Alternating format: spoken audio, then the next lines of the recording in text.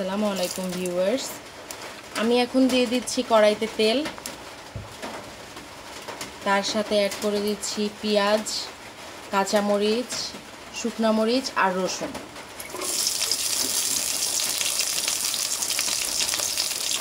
আজকে এখানে প্রচণ্ড বৃষ্টি হচ্ছে, এই সময় আসলে রেসিপিটা করতে খুবই ভালো লাগে।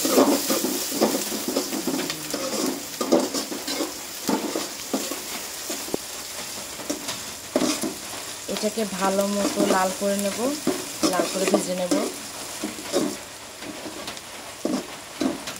আমার ভাজা হয়ে গেছে, আমি এর মধ্যে এখন খুদ দিয়ে দেব।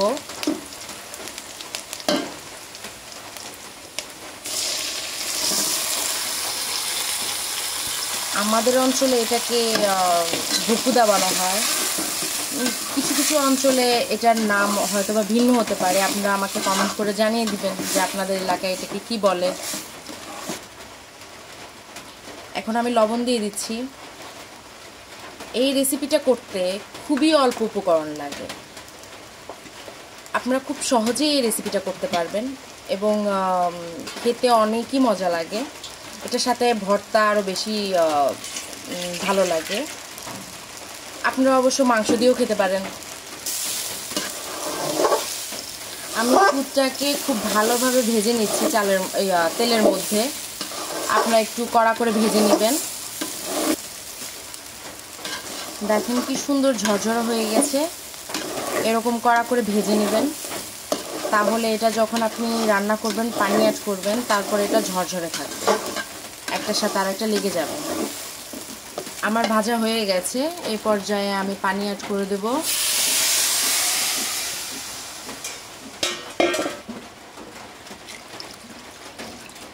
আপনারা একটু পরিমাপ করে পানিটা দিয়ে নিন।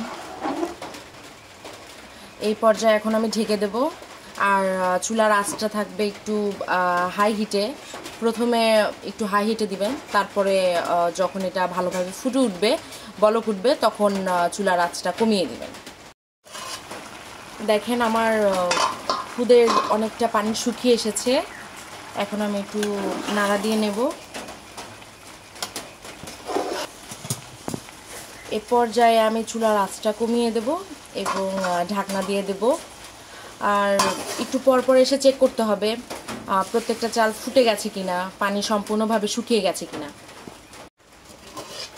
আমার হয়ে গেছে,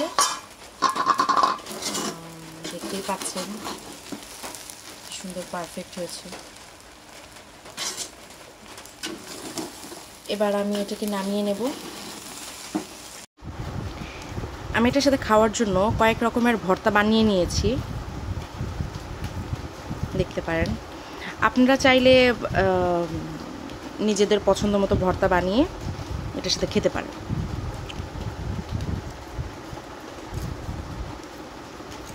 আসলে খেতে অসাধারণ হয়েছে, আপনারা ট্রাই করবেন। আর অবশ্যই যদি পছন্দ হয় অবশ্যই লাইক করে দিবেন আর শেয়ার করে দিবেন।